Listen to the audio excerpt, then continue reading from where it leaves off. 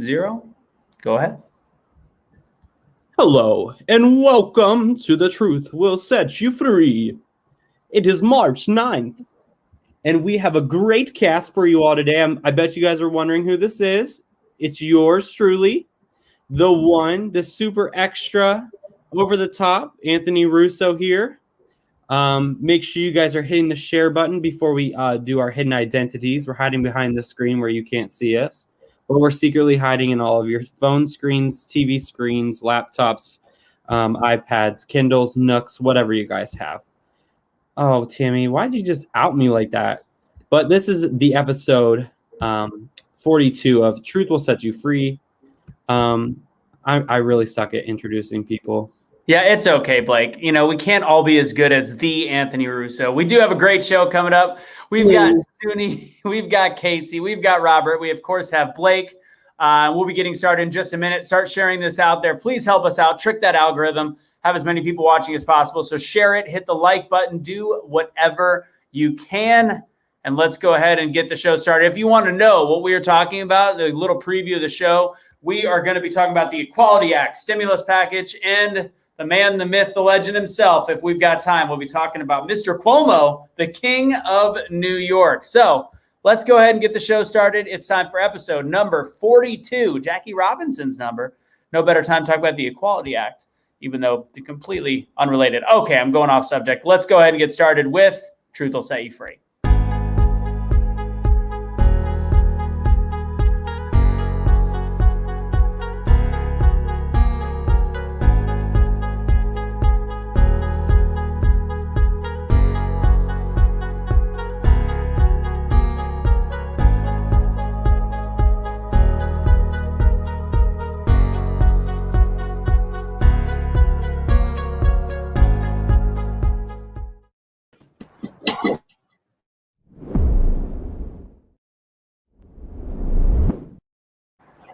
What's going on, everybody? We have got a great show today. We've got our favorite cast of characters on here. And for the third week in a row, we've got our guest Robert in the house.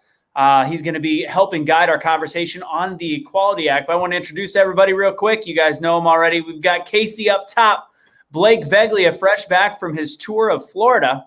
Didn't quite go as planned. Suni, the middle child. And, of course, Robert Nicholson. Anybody want to have some opening words? Anybody want to say hello to everybody out there? I love when he meets himself. So good. I said hello to everybody out there. Hi, Rhonda. Hi, everybody. Thanks for having me back, Anthony. Excited about this week. I think you might as well just say you're a cast member of the show. Just go ahead. Yeah, you're pretty much a cast member. We might give you a week off, but actually, Robert had a great idea. Robert, share your idea for episode number 45. Well, I mean, since Donald Trump was the 45th president, I just think it might be an appropriate time to talk about maybe the Trump family and their future in politics, like what's going to happen with the Trump family going forward. I'm down. That is a great idea. Yep. We don't just hire him for his looks either. He's also quite intelligent as well. So we're gonna have a really good episode. You like the PTP in the background? You see, you shouldn't have ruined it because now it's got the American flag. So oh, Blake, I'm sorry. There you go. I'll go back and forth. I don't know. All right, guys. So here's the deal. Before we get started, if you want to support us, we go ahead and throw this on the bottom. We kind of stopped doing the whole YouTube thing because, well, we can't really trust them anymore. So if you want to support what we've got going on, we got Venmo and Cash App on the bottom, PayPal, as well as our Patreon. Patreon, you do get extra stuff. Patreon, we have Motivational Mondays from yours. What was that? Was that the Hodge twins? Wait. Or did you fart? You're like, we got this new one. Yeah. That's great. I love it. We also do different random stuff on Patreon. We also have some Zoom calls that we should be doing more of, but we're doing the best we can, obviously. And some more information. You get a little extra information on Cash if you're a Cash follower on what's going on with him as well. This weekend, we've got some fun stuff coming up. We have, Get Up and Rebuild conference on Sunday. And actually, the man that you see here, Casey is going to be helping with that. So we got some great speakers. If you guys have seen this before, always fun, emceed by Terrence Leffridge. I'll be speaking at it. We also have one of our own, Jennifer Dean, will be speaking as well. She started a salsa company because of one of the first Get Up conferences and was motivated to do so. So that's pretty cool stuff. So join us for that. And then Changemakers tomorrow night. We've got the American Snippets team, Barb Allen, a Gold Star wife, and Dave Brown, her fiance, both the co-founders of American Snippets. They're going to be on tomorrow at 7 p.m. Eastern time on the Be the Change Network. So we're going to go and get the show started. We are going to lead it off with the stimulus package. Before we go there, apparently Blake thinks it's obvious that I'm reading off of a teleprompter. Personally, this is all just off the top of my head, so I don't even know what you're talking about, Blake. I think you're completely wrong, completely off base. With that said, it's going up on a Tuesday. I simply don't understand what's going on, the inability for both sides to at least see the other side's perspective. To me, personally, there is no two ways about it. The left is mean. They don't want to have a conversation no matter how much I ask. They will talk and make empty statements like he was a tyrant. The leadership is clearly better now. I don't know what leadership they're talking about. And that I am a hateful bigot, while at the same time I'm working with predominantly minorities on the different shows that we have here on Be the Change. And technically I should be working more with those that are disenfranchised. I really don't plan on talking about the royals on this episode because personally what I've seen and on Oprah, it's not worth their time. It shouldn't be worth your time either. And honestly, the cancel culture situation is also starting to raise my eyebrows because it's become a distraction to what is actually going on. Things like Syria or Biden's complete inability to form a logical sentence while reading off a teleprompter, which is apparently something that I'm doing right now, according to Blake. Truth, regardless. And the complete mudslinging on different sides of the aisle on this massive $1.9 trillion COVID stimulus package. It's taken months to get to where we are today, while we still have money left over from the original. Through this, I'm still looking at COVID, this COVID situation, and how we are starting to lose our minds. We have been losing our minds. The CDC just gave a recommendation making national news that vaccinated people can start to see loved ones again and hug them again in a closed setting if they are vaccinated, as I just said. Thank God we now have permission to be human beings again for a virus with over a 99% survival rate. On top of it, if the mission was to make us unable to think for ourselves anymore, they are 100% succeeding. I was at a movie theater for my daughter's 5th birthday last week, and this one's a good one. There was a 3 soda fountain machine area, and in the middle one, it was blocked off for social distancing, temporarily out of order. But that was the only one that had Dr. Pepper on it. So I looked around and said, screw it, I'm going to get some Dr. Pepper. And the people that were right behind me started having an actual dialogue with each other, not knowing what to do because they wanted Dr. Pepper too. They said, oh man, the one that we can't use has Diet Dr. Pepper, and that's what I want. And I literally blew their mind when I said, hey, it's okay. You can actually break the rules and just get them. She got so excited and then poured herself a Dr. Pepper.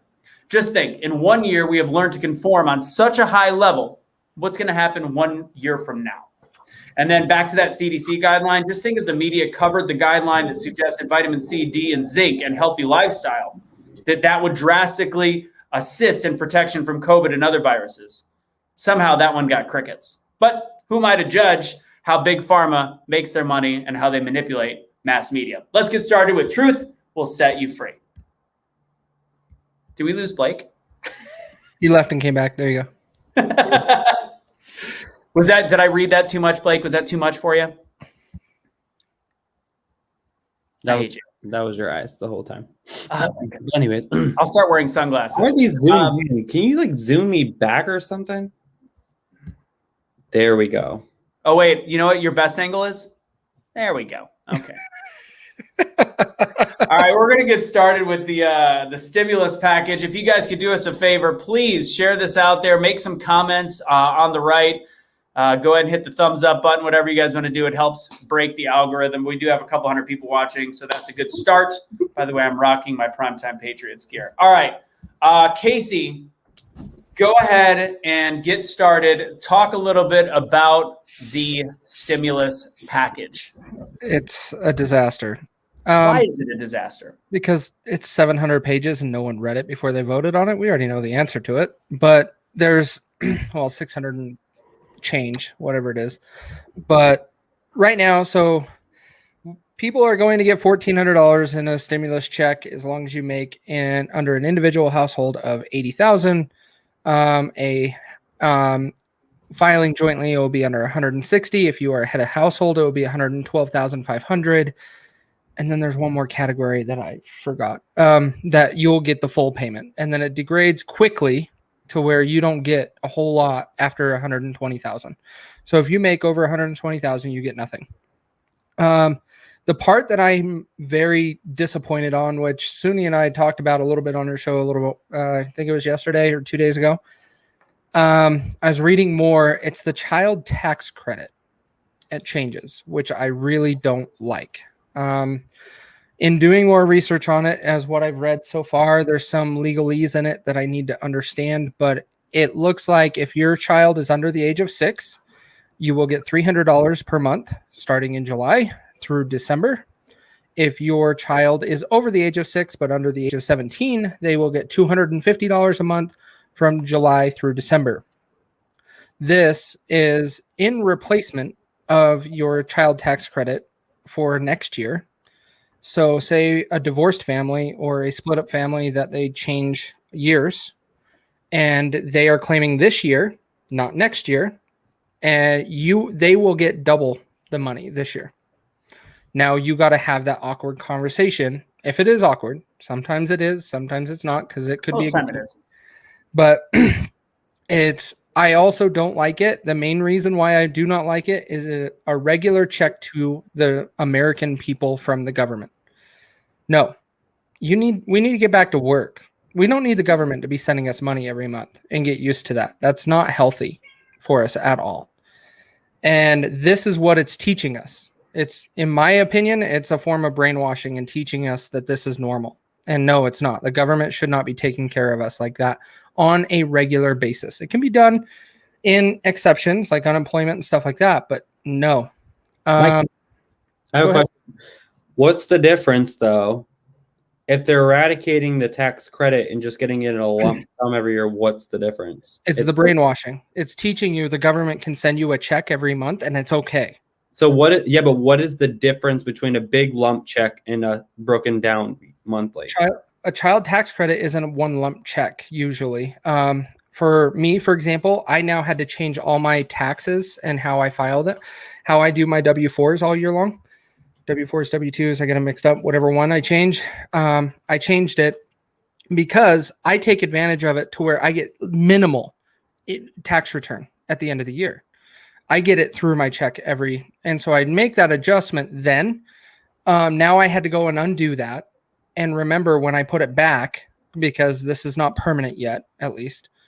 The difference is in your taxes, it actually can benefit you in other ways and help you if you do owe, especially if you're self-employed, for example.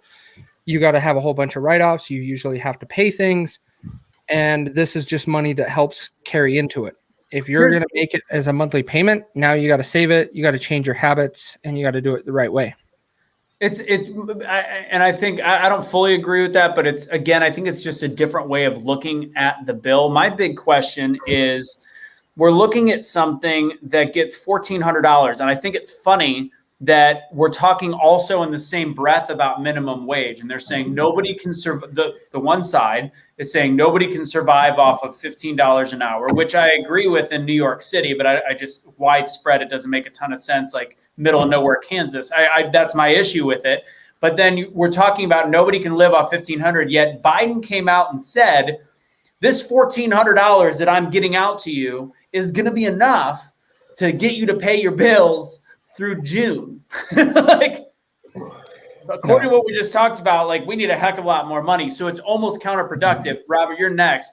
It's a little bit counterproductive in the sense that it's not enough money for anybody. I do believe there needs to be some kind of stimulus package. Let's not lie about what it is. It's a little bit of a buffer to get us through. But in the end, so you've got $400 and something billion that are going into these checks, which leaves almost 1.5 trillion of discretionary spending, which again, as taxpayers look at it, and again, we lately have just written off taxes like they don't exist, or written off our deficit like it doesn't exist, but it does. So in the end, Dan Crenshaw is one of the guys that's kind of done the math, and he's like, for true middle to upper middle class Americans, the average that they're going to pay for this over time is over $5,000. Mm-hmm. So it's such a like, it's a gray area, because a lot of middle class and upper middle class are hurting just as bad right now. So I just don't see why we're not fighting back on some of the Democrats' plan. Robert, go ahead. So one of the things we have to remember with the economy is that if our GDP is growing continually and it continues to grow, then the debt that the country carries is almost irrelevant, because the GDP growing erases basically any impact of the debt on our economy. If our economy starts slipping, if we're getting smaller and our growth isn't continuing, then we have a problem that's going to catch up and be really serious, right? So that's what the stimulus package is intended to do. It's intended to keep our GDP growing, keep our economy going. It's putting money into housing, it's putting money into small businesses, it's putting money into the hands of Americans so they spend money, because when Americans spend money, the GDP keeps growing. And $1,400, per person is, it's enough money for people to, maybe pay some credit card debt, or which doesn't actually help, but maybe they're going to upgrade their television or their bed or whatever. And Casey, I want to question you, the numbers that you talked about with the income, was that on the House bill or was that on the Senate bill? Because that was the Senate bill? Yes. Okay. All right. I might have gotten different numbers, but honestly, the last thing I want to say, and then I know Suni's up next, is what surprised me when you talked about the child care changing from like that child care tax credit changing from an end of the year sum of money to a monthly sum of money. I thought you were going to hit on that being similar to a universal basic income. That's what I was implying, is that saying it, like, that's what you're getting at monthly. Like, you're going to get that just sent to you, and it creates that habit. That's what I mean, is it's creating the habit of the government's going to continuously take care of you. Here's your check, and you're going to keep getting it. Suni, go ahead. Just based off what Robert said, he said this stimulus is good. It's going to stimulate the country. It's going to cause people to go shop. Working does the same thing. Allowing people to go back to normal life would stimulate the country even better, because that would be money that people actually worked for to even go shop. But if we're depending on a stimulus, they're going to go shop for those designated days and be done until the government gives them more money. So that's not truly stimulating the economy. That's like a shot. Like, here you go, I'm going to give you a little boost, and then what's going to come afterwards if people are not back to work? That's important. I think people need to decide whether they want to go back to work. I do not think it should be a mandatory, if your state says you can do this, employers need to open their stores back up. You need to let people back to work. That's the only way you can truly and organically stimulate the economy. It doesn't come from constant Fed bailout. It doesn't. I agree with you, but part of me is, I think most of us here are still employed. I think I'm the only one that ended up losing. I'm in the event industry, so I lost everything in terms of work. This is actually the 1-year anniversary of me having a real job or being able to work. So I get $1,400 doesn't do much for me, but it does do something. So I see the purpose. My question is the first stimulus bill was clearly rushed, and we know why. The country was panicking. There was, how do we get these checks out? How do we help? There was so much. That one, I believe Pelosi came back with 2,000 pages of additional stuff for the Democrats. They ended up finding something semi in the middle. It's probably the best that a bipartisan government has done in a long time in the States. It was a very flawed bill, but they got it done in record time. They did a phenomenal job making something that was kind of shitty. With that said, this one has had months and months and months and months, and it's still a hot, steaming piece of partisan garbage. Even the Senate brought back some stuff that I was like, oh, like, Why is it taking this long to come up with something that makes sense? And in the end, I don't know anybody that can look at payments going out to the American public at about 400 something billion on a $1.9 trillion bill and not go, something is drastically wrong here. That's like my biggest thing too, is that I wouldn't be so mad if they sent out the $1,400 stimulus checks and left all that other shit out. Like, why couldn't they just do a standalone bill, $1,400 to the American people, and like then do a votorama and do like single bills for the other ones? Like, by putting all this stuff in there, it just shows the government does no longer work for the American people. It's in the special interest of what these people, the big donors, it's into big pharma, it's into gender studies in Saudi Arabia, it's in just stuff that does not matter.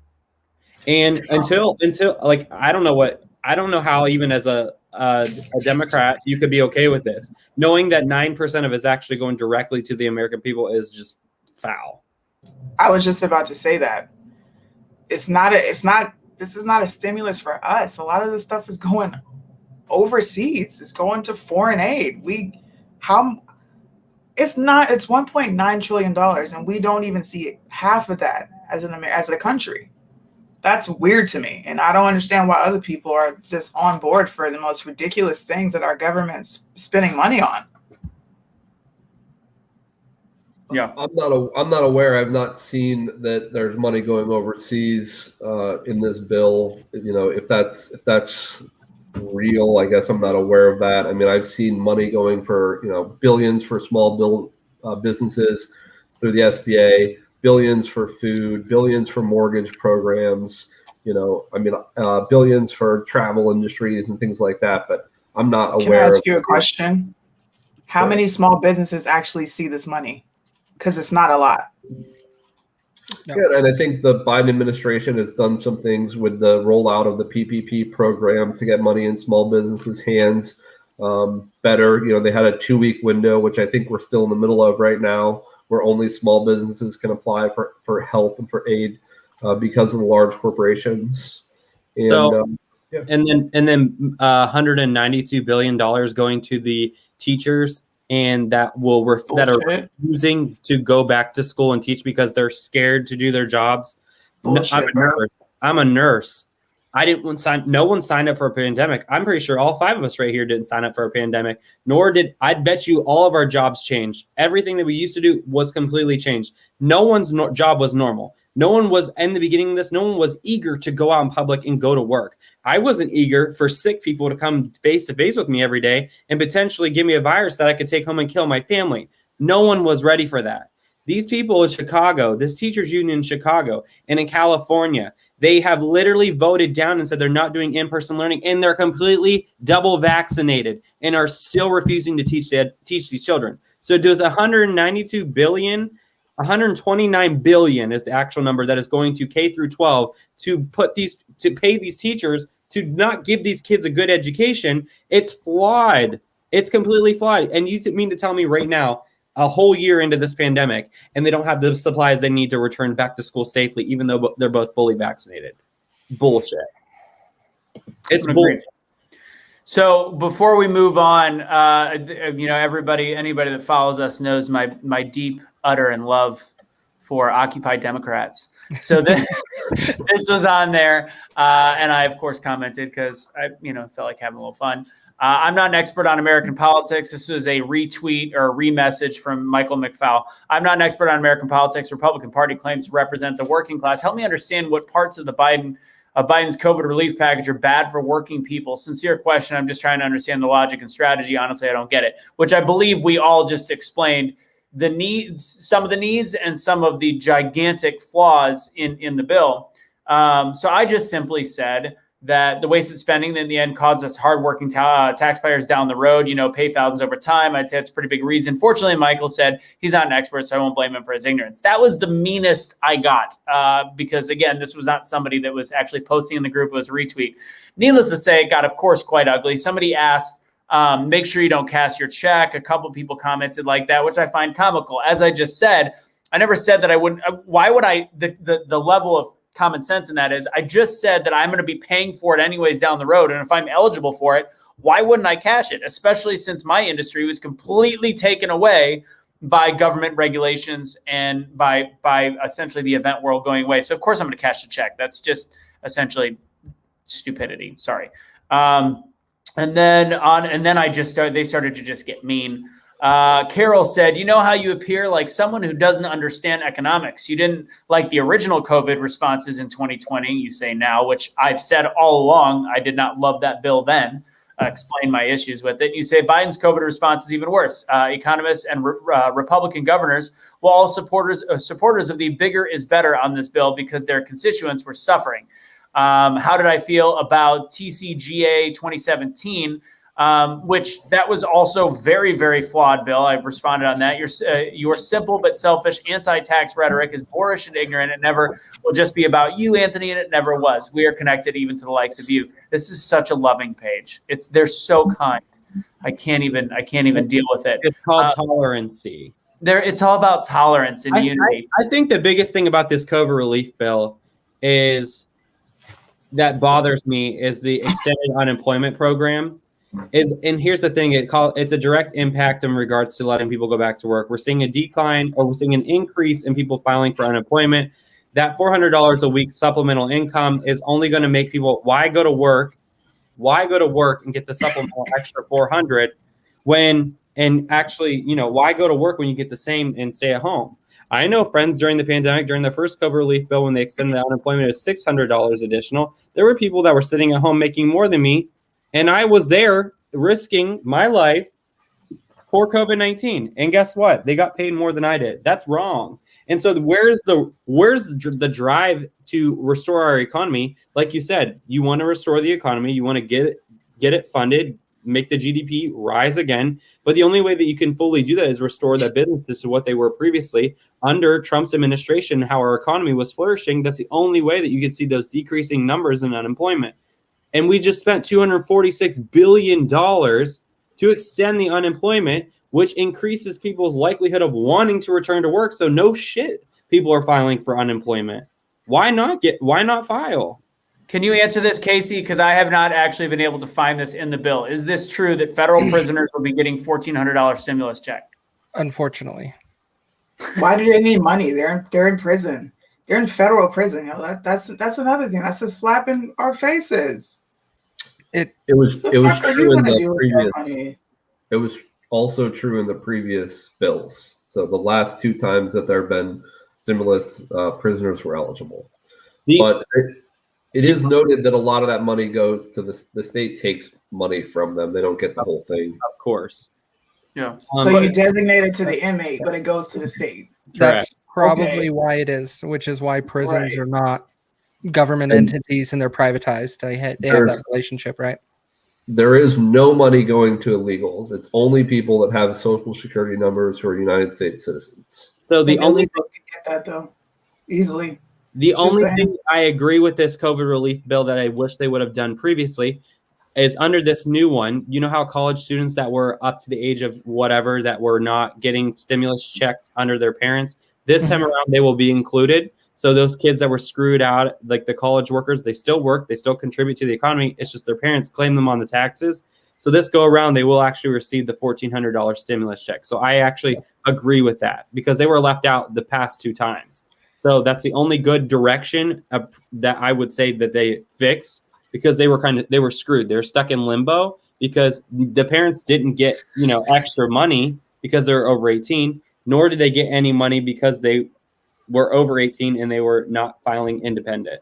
You didn't even have to be over 18. You could have been 17 and been claimed by your parent and neither of you would have got it. I have two friends that are in that situation. It's rough. So I do think, I'm going to be clear, and I know that I'm not necessarily in the majority on this group. I do think there is an importance in the stimulus package to a degree. And I think there has been some improvements, but not 7 months worth of improvements. That's the issue. So we're going to end this topic. I have to get the one laughing point out, which was, which was this last comment where they just started assuming that I was this hardcore right-wing extremist. One does not become a right-wing, Bible-thumping, gun-toting, tobacco-chewing, animal-killing, upper-middle-class elitist overnight. The Republican mantra is beaten into your head by either your ancestors or your previous stint in the military. I've never been in the military. And then somebody said, he's full of shit like most Republicans. In my long life on this earth, I have encountered enough far-leaning right people to make accurate assumptions. 95% of them come from a military family. I have absolutely no idea what goes on in the U.S. military. I'm like, I don't know what the hell you're talking about. So he actually called out all these different things, assuming what I was. He's like, military, gosh, where was it? It was so funny. I just answered it with yes, yes, no, no, no, no, no. Because he's like, you must have military. You must have family that did this, that, and the other. I'm sure, I guarantee you drive a truck. And I'm like, do you realize what you're doing? You're doing everything that the liberal mentality says not to do. And he just didn't understand it. And then he's like, how do you feel about coming on another page and getting owned? I'm like, you've called me names. That's not. So as I always say, go to Occupy Democrats, have some fun on there. I don't believe in trolling. I think it's rude unless it's on Occupy Democrats, because it sharpens your sword a little bit to have a conversation with people that actually use their brain and want to have a discourse. I invited a whole bunch of them on the to have a conversation on the show, and they said that I'm too right-wing, too extremist, too stupid to ever have a conversation with. So the typical, the huge. Anyways, let's go ahead and get into the Equality Act, and I'm going to let really Suni, Blake, and Robert have this one a little bit more. So Robert or Blake, Robert, let's have you start because you have a lot of things you like about the Equality Act.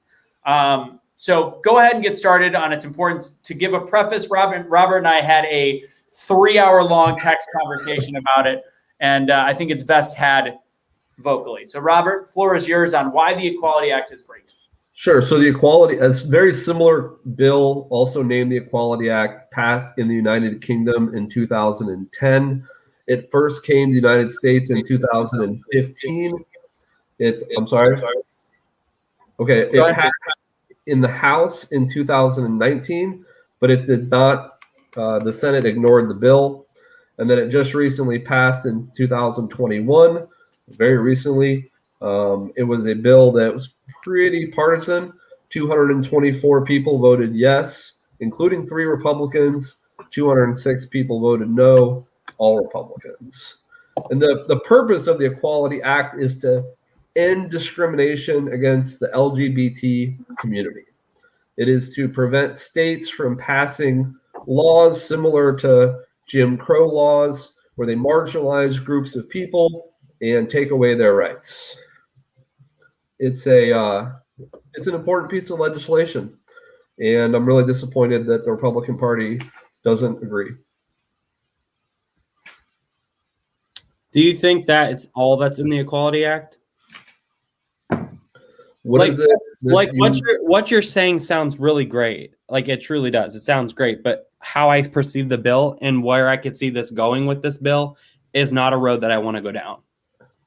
Well, break that down for me. Where are your concerns? Okay, so I don't think that any person, and this is coming from a gay man, I don't think anybody should affirm to the new sexual norms or gender ideology whatsoever. So I don't think just because you say XYZ doesn't mean I have to follow that. Or like another topic is talking about like the bakery owner. For example, as a gay man, if I went to a business and they said, I don't want to serve you because you're gay. Here's the thing. Okay, you don't want to serve me. That's fine. I wouldn't want to give you my business anyways. And here's another thing. Why would I go to a place, for example, I wouldn't want to go to a strip club because I don't like to see naked women. I'm not going to demand that the strip club show men too. Or am I? Am I allowed to do that because they're only showing women? It's just not, it's not normal. Like, so if someone doesn't agree, so if someone says, I don't want to make a gay cake or a gay wedding cake, that's fine. Why should I force what I believe onto that person when they have a job and they said they don't want to do it? That's like me going to a car dealership and saying, hey, I want to buy a bike from you guys. Oh, you guys don't sell bikes, or, you don't sell this to me. It's a very, very it's like, and especially with like the whole adoption thing with like the gay adoptions, people's like, oh, well, they're not allowed, these private funding places are not going to allow gay people to adopt.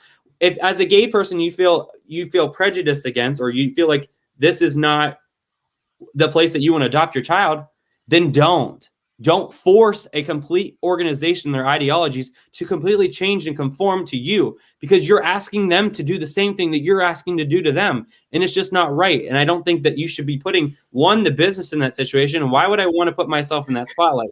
I think a lot of this, and a lot of the people that are doing this, is clout chasing, because as soon as that happened with the cake industry, they went on social media and bashed that company and said, and now the man doesn't even sell cakes altogether. That man completely quit selling wedding cakes because he wasn't going to conform to the ideology that he wanted to make gay wedding cakes. And this is coming from a gay man. And that's sad, and it disgusts me that they put that man in the situation because his religious beliefs, he did not want to make a gay cake. And that is fine. So I agree, with a lot of what you're saying. I think that what's really important to understand about the United States Supreme Court is that it's an appellate court. And what it does is it establishes a legal precedent that will not just exist in the world of cakes, but will be applied to every other industry that exists. And the whole point of the cake case was to establish the rights of religious individuals to discriminate against a group of people who they believe are sinners, or who they don't want to serve. Right. And so it's more that case about the cake was chosen specifically by both sides, both pro-gay and anti-gay, or groups, to have the Supreme Court make a decision about whether or not people can refuse service to someone because they're gay. They weren't refusing a service, they were refusing to make a gay wedding cake. The next step is doctors, EMTs. There are cases right now that are going through the court system where doctors are saying, I don't want to help, I don't want to provide a service to someone who's gay. Does an EMT who shows up in an ambulance at the scene of a person's home who's wearing, maybe at a gay bar, maybe at the, Orlando Pulse nightclub. When does that happen? It's happening you throw it up in Google right now. There are EMTs who are asking for the right to discriminate against gay people. And it's all based on establishing the legal precedent, which would have been accomplished by the cake case. That's what that was about. So for something that you are saying is so prevalent, I just am Googling this, and it only talks about bills that would allow that to happen. And if it was something that was very occurrent in today's society, it would be all over the news, and there's no breaking. And that would be a story that CNN, MSNBC, CBS, they would be all over that. Under that, and in healthcare in general, in all 50 states, there's a law that you have to treat someone no matter what. You do. Now, you can't make a doctor. Blake, that's what's being challenged. If the cake case had been decided differently, then people would have had the right to discriminate against people who were gay. That's what the whole. I think making a cake and saving someone's life are not the same precedent. I agree, and so does the Supreme Court, and that's why they ruled the way they did. They said this is not the forum to sort out this issue. Correct. And first off, I think. Go ahead, Suni. I just have a question. Why do gay people, LGBTQ, whatever, why do you guys always attach your plight to the black plight? I don't think you truly know how insulting that is. Just sitting here listening to you compare gay rights to Jim Crow. Yeah. Or what gay people go through to Jim Crow, or even that is like a slap in the face, bro. I'm gonna tell you. Like, I'm sitting here getting really annoyed because you are not going through half of what they went through in the Jim Crow era. Not even close. Mm-hmm. Not even close. Like he just said, if that was happening in America, it would be all over the news. And it's not, bro. It's not. And I'm telling you, as a black woman, bro, that shit is disrespectful as hell. Because you're not going through any of that. You're not. And I don't I mean, understand how you can compare. And I'm going to let you answer. So go ahead. How dare you compare that to Jim Crow? First off, I wrote a book on this topic because the reason the people that promoted slavery in the United States were white Christian pastors. The people who encouraged Jim Crow laws to be created were white Christian pastors. And I can get into the history if you want the biblical theology about why, but it comes from religious ideology. The Christian leaders, they believed that black people were sinners, and that's what they taught. And there's lots of literature about it. Are we treated that way now? Did we not come forward from that? So you bringing up my oppressive history and what the white man thought and this, that, and the third doesn't answer my question on why you feel comfortable attaching Jim Crow to LGBTQ. They are the two. Equality Act is considered the Civil Rights Act for the LGBTQ. Exactly. You took the civil rights and put gender and orientation into a civil rights act that had to do with people being treated like shit, not able to work, living in poverty. How many gay people are living in poverty? I mean, the gay community makes up the largest percentage of homeless people. Bro, you make up 0.6% of the adult population in this world. And you are attaching yourself to the Civil Rights Act of 64 and 68 and Jim Crow. Do you not see how insulting that is? So here's how I compare it. So, okay, here's the one thing with the gay community I can't stand. Okay, so I would say under the rule of law in America, I have the same rights as all of you.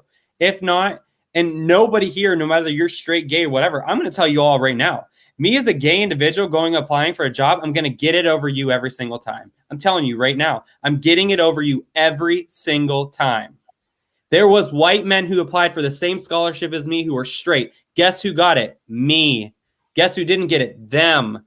And we have, if you want to talk about privilege in the United States, I am more likely to get a job.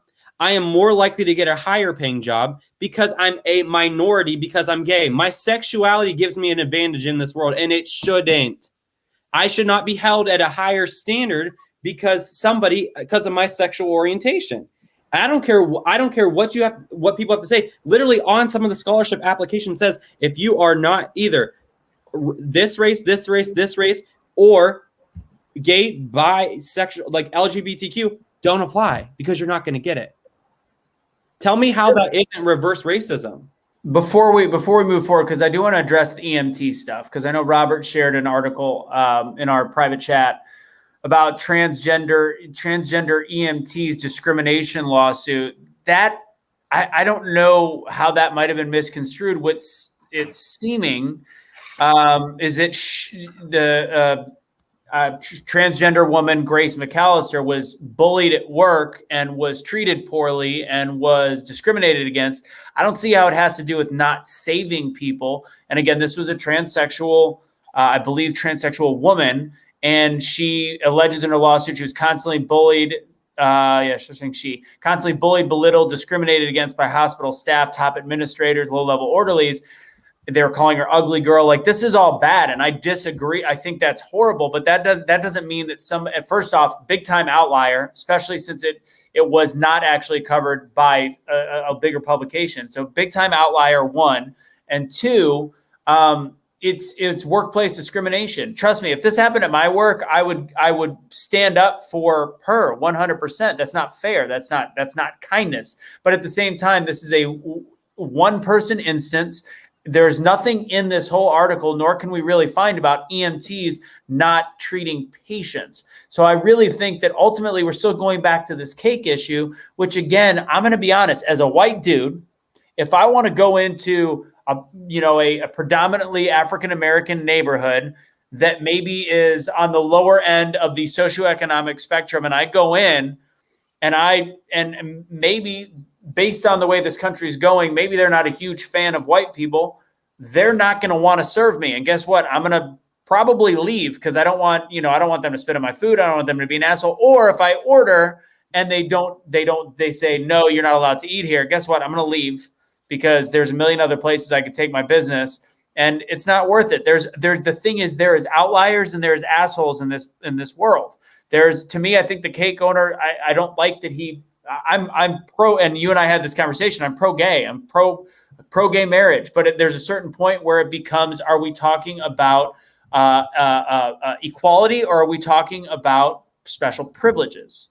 Blake, go ahead, and then we'll go back to Robert. So Suni talks about all the stuff in the Black community that they deal with within her culture of what they deal with.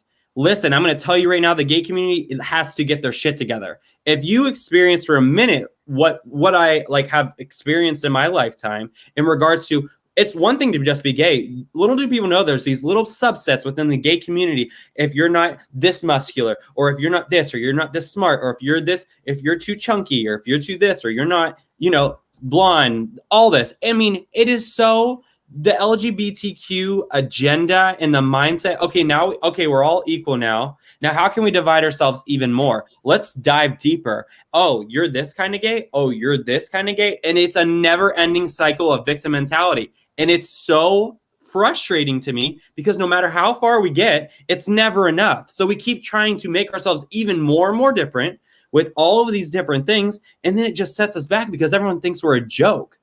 Everyone thinks we're a joke because now we have 500 different genders. No one's taking any of us seriously. They're not. And now this whole Equality Act, a literal Virginia high school teacher was fired for something he did not even say. And what I mean by that is he didn't call a kid their preferred pronoun, and he was fired. That is what I'm scared of. An educated man who doesn't identify this person was fired from his job for something he didn't even say. Something he refused to say. That's where this Equality Act is going. And that's what I'm scared of. And you want to keep going down that. These charities that are funded, these adoption agencies, these drug rehabilitation centers, these homeless centers, they already face all these challenges under state and local policies on sexual orientation and gender identity, and they're privately funded. They're not federally funded. They're supported by the churches, and you're going to go after them because they won't call you by your pronoun. That they give the additional hundreds of thousands, even millions of people extra care they need, and you're going to go after them because they don't call you he or she or they or them. That's the path we're going down. And I'm not going to sit by and just sit there and say, oh, just because I'm gay, I agree with this. Yeah, no, it becomes a point where the overall whole, and that's what the biggest thing about this Equality Act, it's only Equality Act for the minorities. You're forgetting everybody else. And if it was a true Equality Act bill, it would include everybody and wouldn't just subset and focus on the LGBTQ, which have hijacked, like Suni has said, the Civil Rights Act. And we are acting so oppressed in America. We're acting so oppressed, and we are not oppressed. I am not oppressed. If you want to choose to be oppressed, sure, you can be oppressed, but I am not oppressed. And I will not let the leftist mentality trick me into believing that I am not just as worthy as every single one of you sitting here on this podcast. I will not fall for the victim mentality. And I will continue to beat on the chest of facts of why this is an awful, awful bill that they put into place. So I see lots of comments here. First off, I want to say that it's not my intention to offend anybody.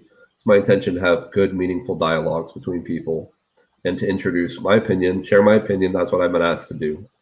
I have a tremendous amount of respect for the Black community, and I feel that the country, we talked about reparations last week, and I am in support of a model, a form of reparations. I believe that there's so many wrongs that have occurred to the Black community that have not been addressed. And I've given you guys lots of data on those. To me, the Equality Act is an attempt to prevent states from discriminating and passing laws that restrict the rights of the LGBT community. And so that is exactly the same as the Civil Rights Act. And what the Civil Rights Act did for the Black community was it prevented states who were passing all these laws that were restrictive of rights. I'm not saying who's got it worse. I'm not saying that the gay community has it worse than the Black community. I never said that. I don't think that that's true. But I do think that there are states who are passing laws right now to take away the rights and to discriminate against people who are gay. So, Robert, I want to, and this is kind of where our conversation kind of left off, is like unions. Unions were put in place because workers were being taken advantage of, and it was dangerous. And now unions have grown into something completely different. To me, and I can't speak of this fully except for from observation, in the last decade, I don't know a more protected minority group than the gay community. Like they have, I mean, in the work that I do, I work in events, and we have a large amount of gay people that work with us. And if anything, like, just because we do in this country on anything minority wise, we walk on eggshells, I've seen them do things that I know would have gotten other people fired, have seen other people get fired for it. So they have that carte blanche. They also are celebrated. We celebrate the gay community. There are so many straight people that attend pride parades. And I've seen those get completely out of hand where they're literally like banging on cars and doing different stuff. Nobody bats an eyebrow, because to me, the gay population is a protected group. So when you're talking about all these pieces of legislature, my question is, what is it like? These are such outliers. We're talking about a cake. We're talking about one article that you just shared from the Brooklyner that never got picked up by major media because it's fluff. It's loose. It says the case cites a 2010 study done by the National Center for Transgender Equality and the National Gay and Lesbian Task Force, which surveyed 700 lesbian, gay, bisexual, transgender respondents from across the United States. It finds that 19% of transgendered persons reported having been refused medical care, while 28% said they faced discrimination in medical settings. 5% reported being denied care by EMS responders. These are people that are just, hold on. This is a report. There is no evidence. There is no charting. There is nothing that is showing this. And I'm going to tell you, I know a very specific story that somebody told me that said, oh, I went in and I told them I was a man or whatever it was, the opposite gender. I can't remember. They said, I went in there and said this, and they said that I had to tell them my birth gender, which is complete bullshit. This is a medical facility that needs to know how you were born to treat you. They are considering that discrimination.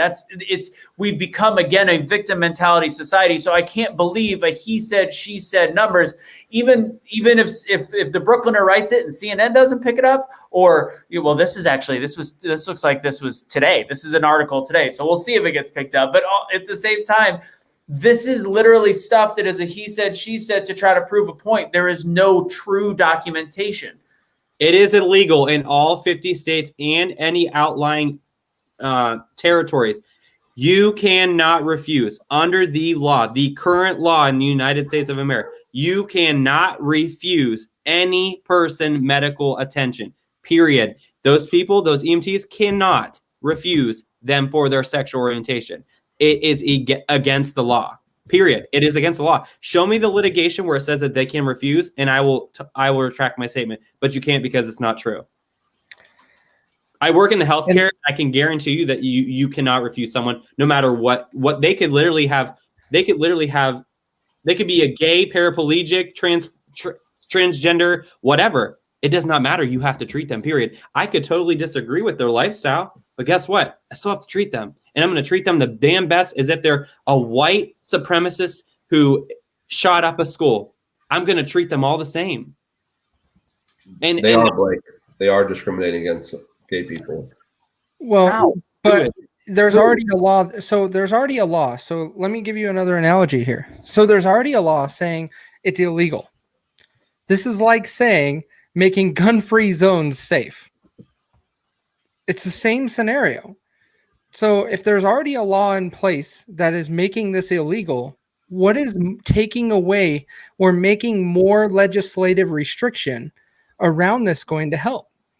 People want the right to discriminate against gay people for religious reasons. And you brought up adoptions, Blake. And the problem with adoption agencies is that most of them are federally funded and religious-based organizations. Those religious-based adoption agencies take federal public tax dollars. They don't operate independently.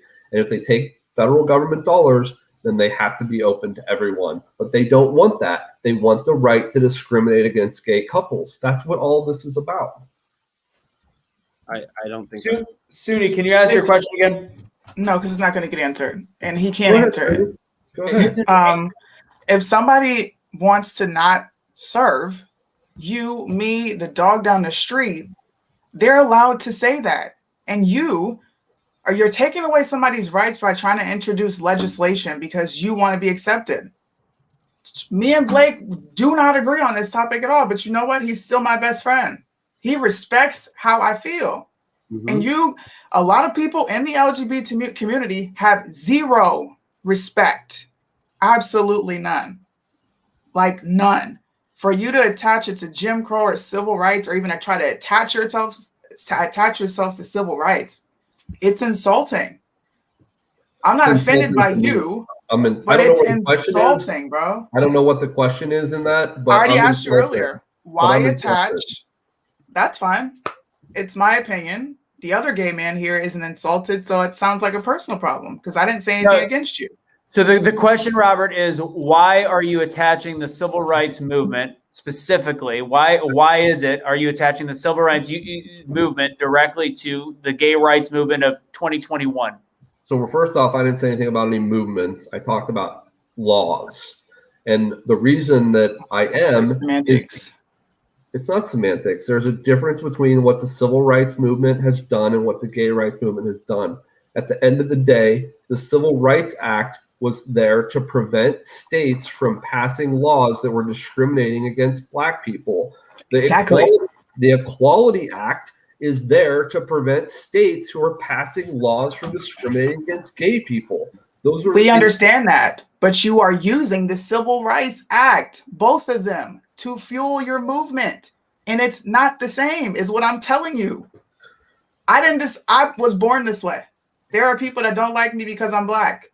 I can't change that. Every time I go outside, people are going to know I'm Black. Nobody's going to know you're gay just looking at you. That's the difference. If somebody says, look, I don't want to service this, they have every right to say, I don't want to service this. You can go to 1,000 other businesses that will actually help you. But you're going to target the one business that said no? But I'm looking at a New York Times article right now, and there's a major, and this is a couple days ago, major of evangelical adoption agency will now serve gay parents nationwide. So it seems like, if anything, things are opening up even more. So this is March 1st, 2021. I just think we've progressively moved in the right direction. And if we start complaining that things are not enough, then it's going to set things back into this fighting. And I don't know. I think it's hard to look at. I do want, before we finish this, before we finish this topic, we do want to do the elephant in the room, talk about the transgender portion, transgender girls in sports portion of the Equality Act, and why some people in the gay community hate Trump so much. That's two things we have to discuss before we end. But Blake, go ahead. So I'm going to touch on three things, and it's going to go into that. So this whole Equality Act is going to allow for more biological males to defeat girls in sports. Like if we look at the rest of the world is not going to allow a biological male to compete in a female Olympics. It's just not going to happen. If they were, then might as well give Lance Armstrong all of his doping things back, because it's hormones to genetically change him. They're not going to change it. So this is completely, it's not right. And under these radical gender identity policies, female athletes have sustained gruesome injuries at the hands of male competitors. If you look at females and males that have competitively played against each other, high school wrestling, could you imagine a biological male wrestling a female? Like, we see it happening. Women do that. And guess what? They get hurt. They forfeit rather than compete against all these stuff. And so how is that fair? So a federal law that's now going to be put into place is going to set girls and women's sports back permanently at every freaking level, besides on the international level, because the rest of the world's not playing this game. They're just not. And then we can come back to that, but I have like two other topics I want to talk about on this. And this is coming from a medical standpoint. I'm scared of what's going to happen when these doctors are pressured into doing like perform hysterectomies on otherwise healthy women who wanted to pursue gender transitions. And these lawsuits that are going to secede from this, from medical professionals who are persuaded to treat these patients according to ideology rather than their best medical judgment. So they're going to be doing things that they would not under their clear judgment, under medical practice. And we're going to be doing it just because the person's ideology doesn't align with what they're saying. So they're going to be offering transition affirming therapies through regulations, and they're already doing that under the Affordable Care Act. And so what is scary to me is that these people are going to be undergoing surgeries that could potentially end their life where they wouldn't be doing under any other medical circumstance. That's scary to me. And there's going to be lawsuits. These doctors are going to lose their license. It just goes down a rabbit hole of things that don't need to occur because it should be best medical judgment, not based off someone's ideology of what they think should be the best medical judgment. That's just another take I have on it, and then I have one more, and I've worked on these, and I'm just thinking about all these little things that could go wrong, and I think about parents losing custody of their children. So, like, we have politicized this whole thing, so this gender ideology will create more conflicts among parents, doctors, everybody, the whole government. They're going to be confused because the identity law would jeopardize the parental rights nationwide. Now, dads, fathers that don't have as much rights as women under the law can now identify as a girl, and who has the actual rights? Think about it.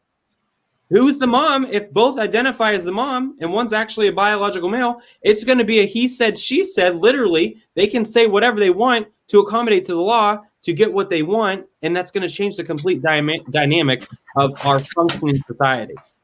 So one day dad's going to wake up and say, I identify as a female. He's going to go after mom. They're going to say, well, the mom has legal rights. They're both mom.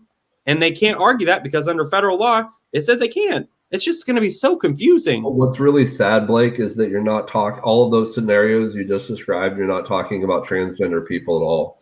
You're talking about people who are pretending to be transgender so that they can get or manipulate a system or get an advantage or get what they want. Those are not. The percentage of people who are transgender and the transgender people in general are a very vulnerable population. They are not the people. It's not someone who's a heterosexual male deciding, oh, I'm going to be a female because I can win an adoption case. Like, that isn't a transgender person. Then why are we giving rights to those outliers? The Equality Act gives rights to those kinds of people. Correct. It does. Black it and opens white. the door for them to be able to. Anybody can say that they're transgender. If you push this forward, and you do not have the right to discriminate. You do not have the right to Robert, say no.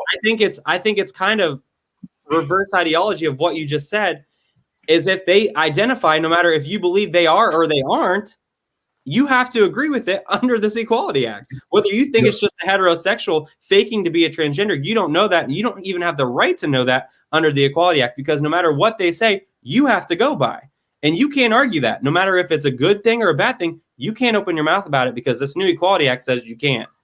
So for that ideology, you can't think like that, because that's not that can't be happening, because that goes against everything in this Equality Act. The point of protecting transgender people is that this is a group of people that need to be protected. These are people that have 0.06% of the population. Right. So then why is everyone using every hypothetical situation to come up with a reason to take away the rights of 0.6% of the population? You could theorize and use hyperbole and, hypothetically come up with all these situations. But if you really boil it down and you look at transgender adults, none of these are issues with transgender people. It's all issues with people pretending to be transgender. But they're protected by this, Robert. And I agree with you. I agree too. I agree with you and I. You're saying. Robert, you and I agreed on that. I said there is parts of the Equality Act that are very, very important. It would be great to modify an old bill. It's time to upgrade and change to the modern America. But by putting in all of these random little ultra left things, it takes away from the issues that we are facing. I'm going to bring in, this topic came up last time we talked about it. I want to bring it up again for a quick moment. Do you know how much our military spends every year on light bulbs? Probably a lot. $2.7 million. We spend $2.7 million a year on light bulbs. Good, we deserve it. Yeah. Do you know how much we spend on transgender healthcare? They don't need it. Pay for it yourself. I can't even get my teeth fixed. You think I want to pay for somebody's transition? It's and you know how many people it is a year? It's on a low year, it's 30, and on a high year, it's 140 people. Have you ever had military health care? We're in the military. Have you ever had it? Have you ever had military health care? Well, yes. So you had TRICARE and you've been United States Navy during the Vietnam War. I grew up as a military kid. Yes, I've had military and government health care. Okay. So then you know for yourself that a lot of things that we need covered is not covered. You realize that, right? There are 15,000. Yes, no, answer my question. Like, yeah, I understand that healthcare sucks, but just because healthcare sucks doesn't mean that you have to deny trans people healthcare. You're denying. Oh, hold on. Wait a minute. I was quiet this whole time while you guys all talked. Go ahead. You're denying care for children, mothers, and service members. So let's slap them all in the face. You need it more. 0.06% of the population.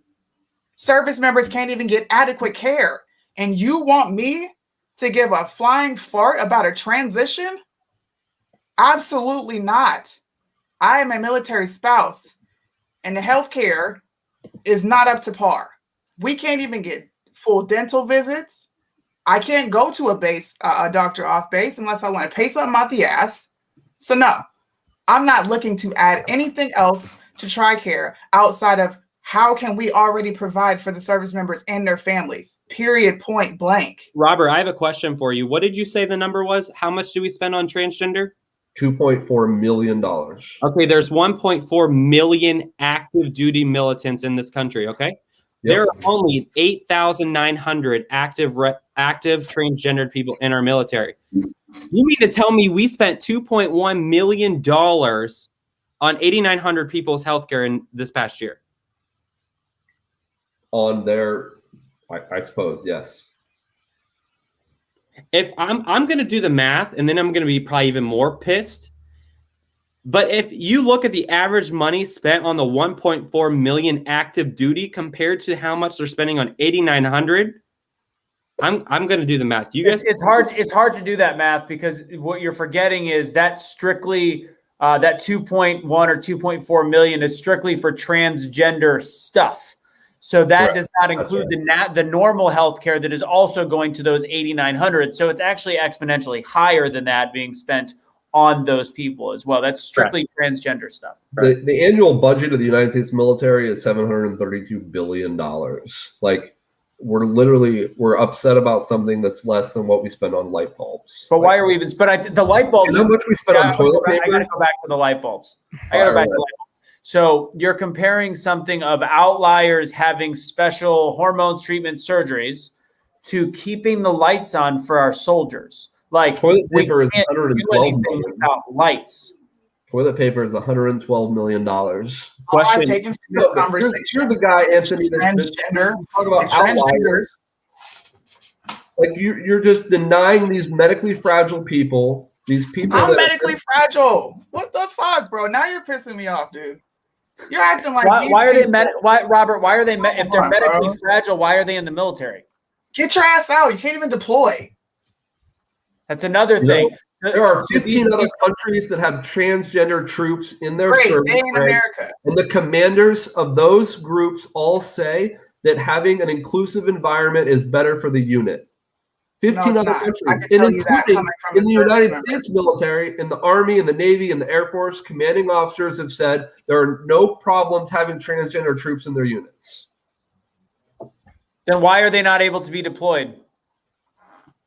I don't know enough about the soldiers because it's considered a medical condition. There are 50,000 soldiers every year who are not deployable due to medical conditions. Yes, real medical condition, not the fact that you want to transition. That's the difference. This isn't a real medical condition. You're making the choice to do these things. They didn't make the choice to get to where they are. They're medical. That's choices they made with. I don't know what choices those 50,000 people made. They shot themselves in the leg. I don't know. Robert, I have a question. Do you compare PTSD and type 1 diabetes to transitioning. Is that what we're saying here? Is your ideology is that type 1 diabetics and people who suffer from PTSD are under the same medical necessities as a transgender individual who is making an elective decision to transition? People who are transitioning are going through a medical transition that is affecting their bodies. Is it elective or not? I don't know. You see, this is why we can't have real conversations, because we don't want to stay in reality. I'm a military spouse, and I'm telling you what it's like. It is And elective. you think Oh, you muted yourself. transgenders should get more care than me and my children, and I'm telling you, absolutely not. Absolutely not. There are other societies throughout the history You're talking about America, though. that have Stick to handled America. transgender people with more love, more care, more patience, more appreciation for diversity. Than Where? anything I've heard Where of. in the world? Where- America is the most accepting. America is the most accepting to the gay community in the world, and that has been told. That's not true. I am the most privileged gay on the planet living Thank in you, America. Blake. Robert, what Thank you, countries? Canada's better, way better. Then Canada. y'all should go to Canada. Go to Canada, Canada. I will get like Canada just treats everybody well. They also have a right now. I mean, cool. Canada's North America. You could be right there, but in terms of In England, passed States, this in North in America, find 2010. another country. Like in Jamaica, they call them chichi men, and it's not a joke. You get killed on the street in Jamaica for being gay. We're a white Christian conservative country that hates gay people. That's who we are. Right. No Right. way. And then wait. And it's a white supremacist country that hates black people too. Wait, Yeah. Right. guys, hey, Right. so That's where I am in life, because Like, this country hates me. I'm hang just on. So if we hate gay people and we hate black people, Fuck out of here. why bro. do we have both on this panel and we all get along?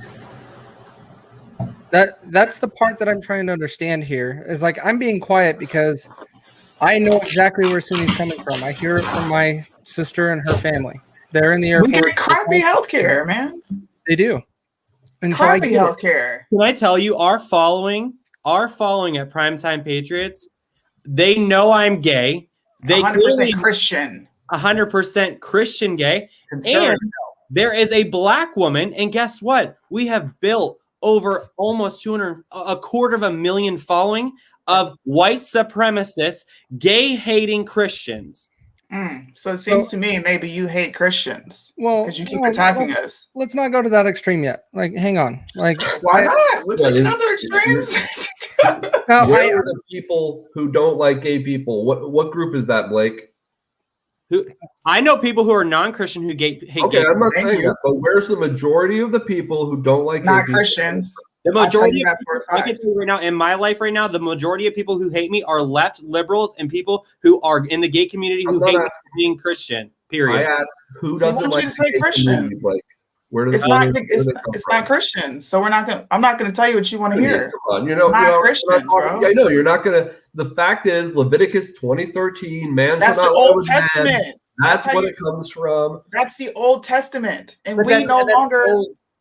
We're not like that anymore. There's Thank like you. honestly, if I were to say based on my observation, the people that hate the people that still drop the F-bomb, the F word in terms of the gay community are a lot of the, I would say, lower socioeconomic group of the inner city community. I will say a lot of the Yes, black the black community. people are very homophobic. They're Yes. incredibly homophobic. These are considered what America considers the liberal or left population if they were to be voters. And ultimately, like Kelly, my girlfriend's parents are as conservative can be. Kelly's all her friends are gay. All of them. They're in barrel racing. They're male horseback. These are old school conservatives, and they don't care. They don't care what anybody's sexual orientation is. Nobody cares anymore. It's the only people. Hold on, Blake. The only people that actually care are the media that, like the Voxes, like the articles that you sent me, the USA Today that go look at this problem, but nobody knows anybody that's actually having a fucking problem. So I come from a family. My mom and dad are very devout Christians. My mom does not agree with me being gay. She prays for me every day. She loves me. She could have kicked me out. Guess what? That is okay. Why do you get so mad that she does not like that she doesn't agree with me? Like, that infuriates you that she doesn't agree with the gay lifestyle.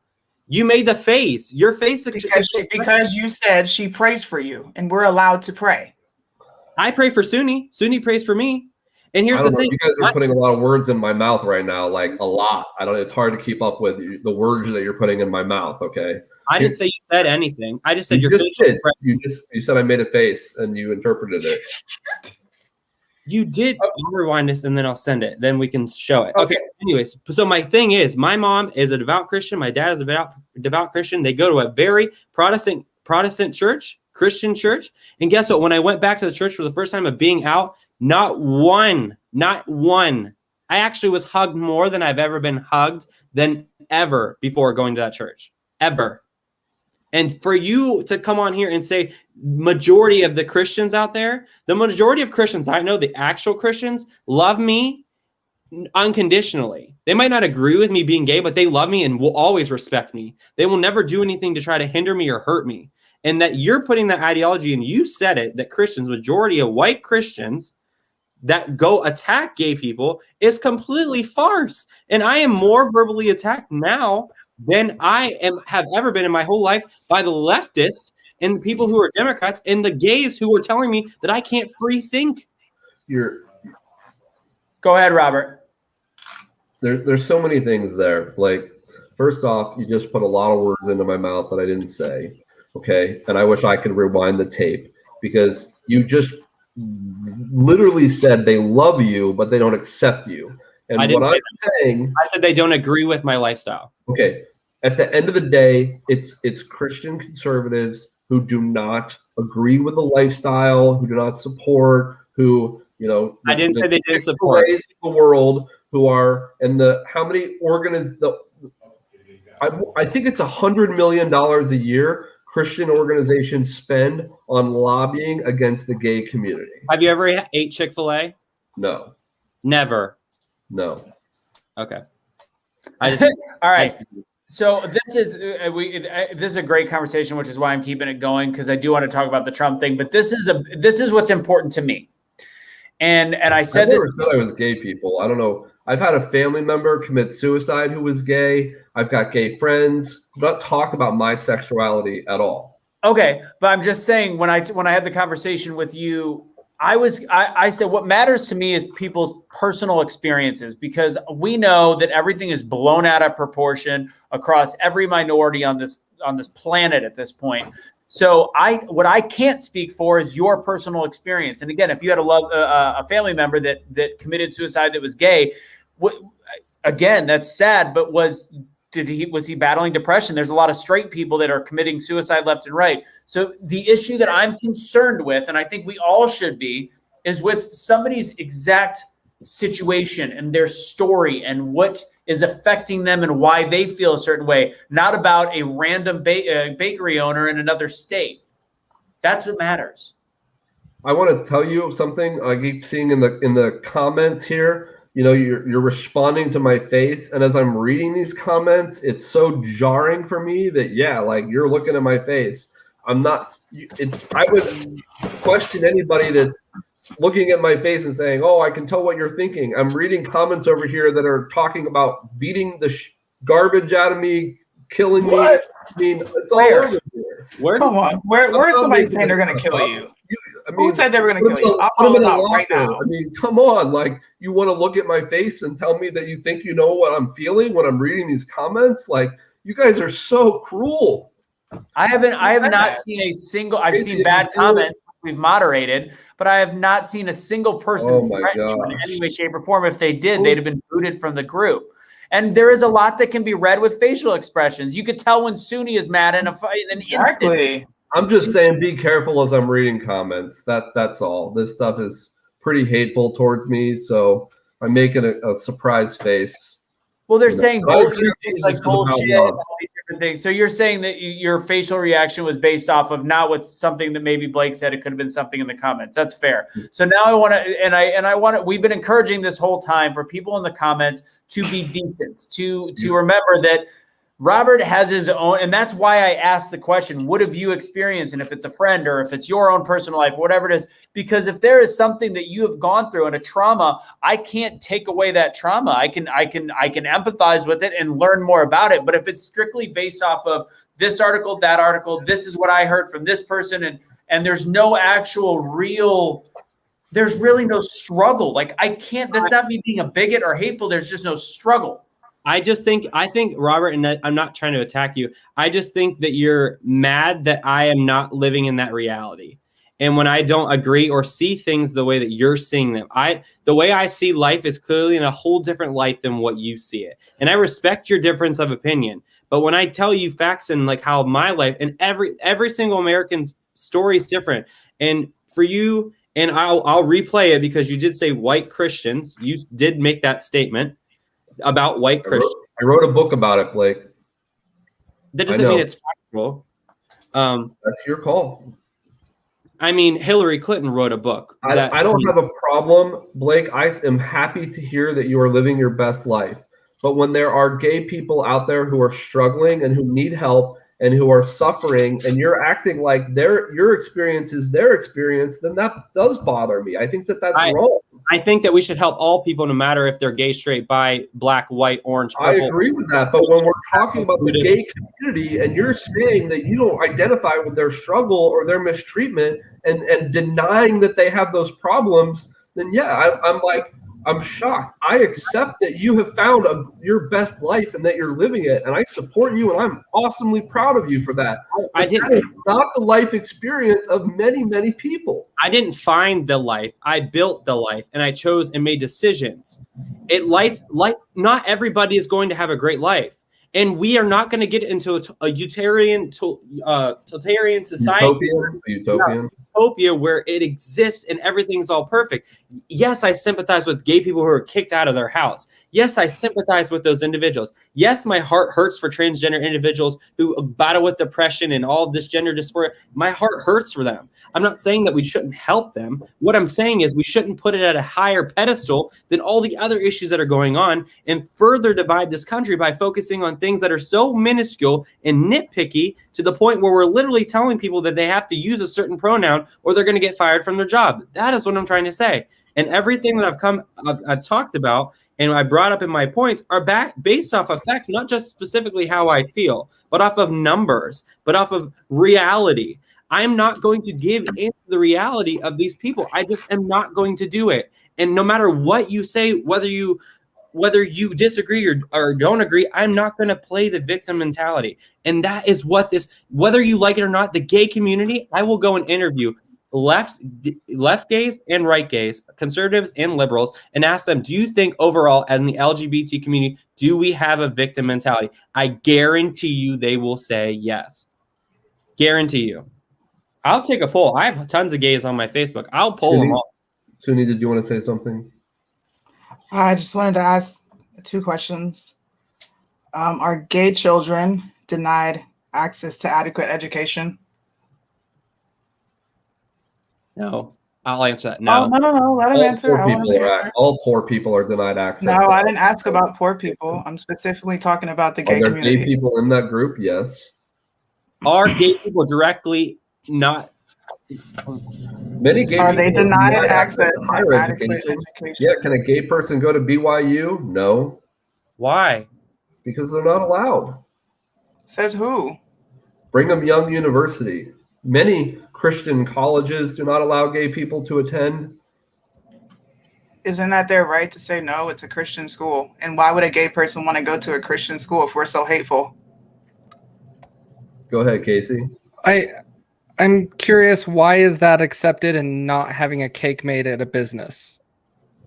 All of these things are part of why the Equality Act is intended to exist, is to eliminate the discrimination against gay people. These are all examples of the discrimination that exists, the laws that are passed, the behaviors that exist. I'm sorry you guys are just hearing this for the first time. Some of you. No, I'm not. But I do want to clarify that on March 5th of 2020, BYU lifted its ban on homosexual behavior at the church. I mean, that's not very long ago, unfortunately. No. But again, the other thing we're forgetting is this is a private institution that is based strictly in a religion or firmly in a religion that does not believe in homosexuality, yet they still have even opened up the gates. If people Wait, you mean religious people don't believe in homosexuality? They don't think you should treat them well? Like, that's a news on this feed. They That's are saying that they're not accepting them into their private institution of higher learning. Yeah, but the thing is, they take federal dollars. All these private schools take federal dollars and allow students to go there on student loans, and they discriminate. And they do it on the basis of religion. Can white people go to HBCUs? I don't know what the policies are of historical black colleges and universities, but I assume that there are some that do. I do not know. Okay. They're allowed to. So you didn't answer the question about gay children being denied access. I brought that up because Black children are denied adequate education every day, but we don't have a bill or anybody pushing pieces of legislation for us. And we are over 40 million in this country. There are no bills. There are no help. There is no opportunity for anybody in the inner city. And if you haven't been there, I don't think you should be talking about it. And we don't have anybody advocating for true help in a minority community that's the minority as far as how white people and Mexicans show up in this country. But there are no pieces of legislation for us. But you're pushing for legislation. I think the education system is shit, and I think it largely discriminates against the Black community. And I think that Anthony and I, last time we talked about reparations, we said that they should be directed in that way specifically, because the education gap and is one of the number one issues that faces the Black community. And I completely agree, and I would do anything and everything I possibly could to do it. And Blake, before you speak, I just want to say, like, somebody in the comments said that they would put me in a locker and make sure I didn't come out. That was the threat that I read. I'm not sure where it was. It was many, many moons ago. And, that was one of the comments that was aggressive and violent. Lots of people are talking really poorly about me. So, there's another comment about, everybody writes a book. Congratulations. This is not what we talk about here on Be the Change. That's not how we interact. That's not how we have conversation. First off, I'm trying to write my first book right now. And I would agree, just because somebody on the left disagrees with me, I'd be very upset. So there is a better way to go about the comments. If you have direct issues with certain things being said, comment on it. Don't be mean. That's literally what we're all about. I don't even look at that. To be honest, I have private chat up, so I don't have to see comments, because people say mean stuff and I go on guest shows all the time. It's the biggest way to avoid that, because guess what? It really, I don't look at it. And my biggest question to you, because you're very keen on LGBT information and stats. You say transgender individuals commit suicide. Okay, correct.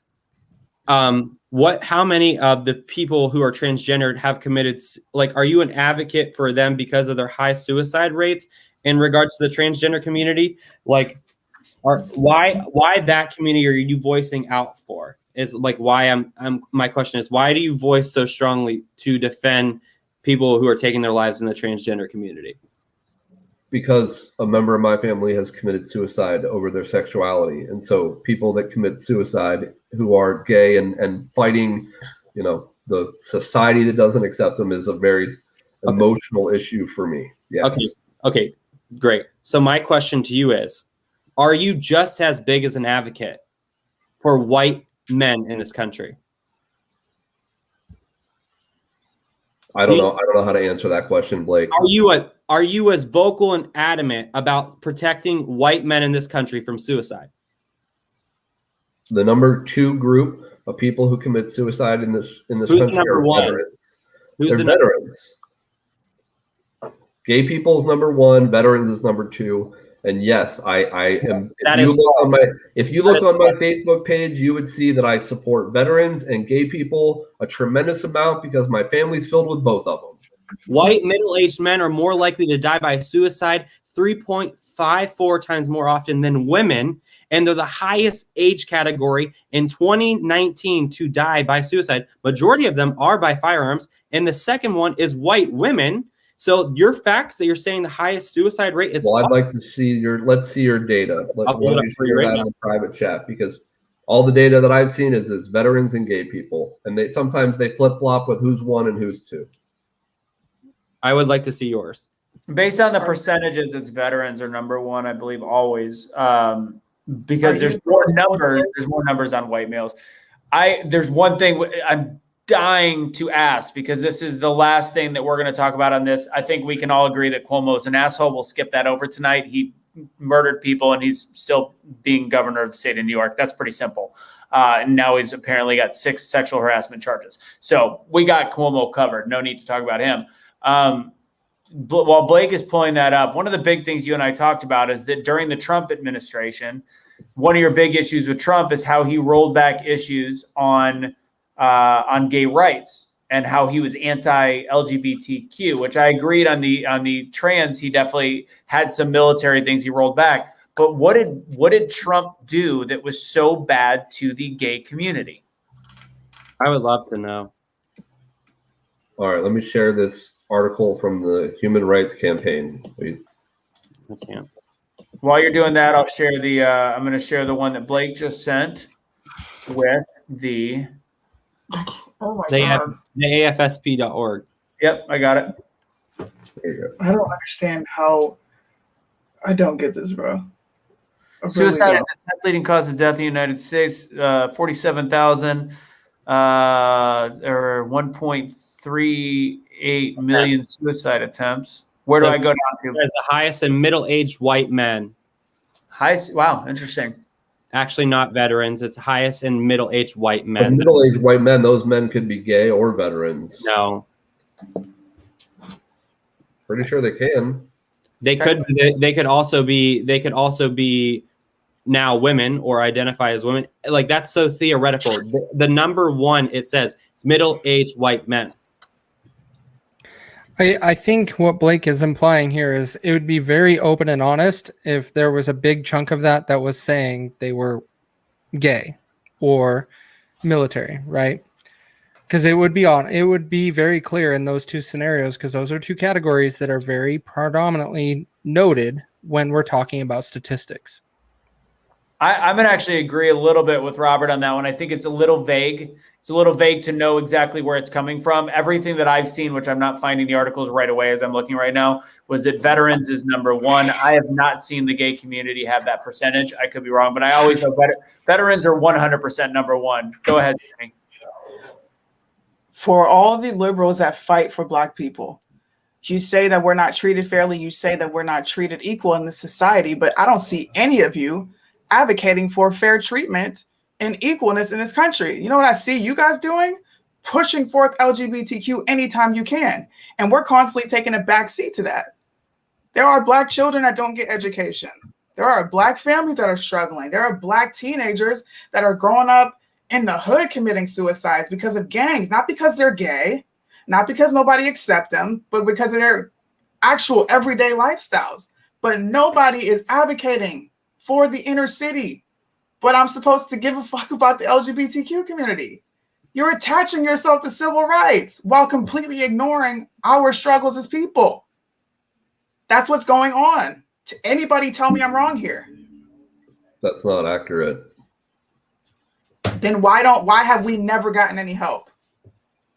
Listen, I'm not the president of the United States. I'm not in control of the way that we deal with these issues. But I've spent every episode I've been on this podcast talking about ways that this society should be better treating Black people. I mean, the very first episode I was on, I told the statistic about 1864. For every dollar this country spent on a white kid's education, we spent 2 cents on a Black kid's education, which is in 1964.